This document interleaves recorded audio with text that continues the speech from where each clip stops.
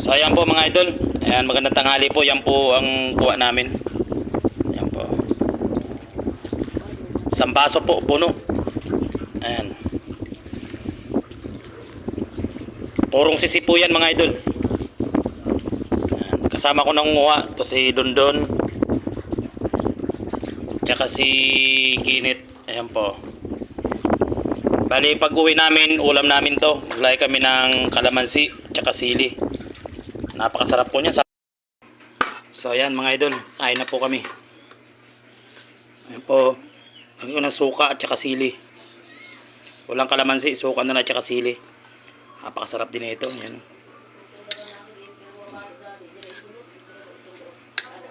Sisi. Ayan po. Sarap po niyan mga idol. Manamis-namis yung laman niyan. Sariwang sariwa pa. Ayan po. Yan. Sa mahilig po dyan, shout out po. Sa mga kumakain po ng ganitong uri ng pagkain. Sisi.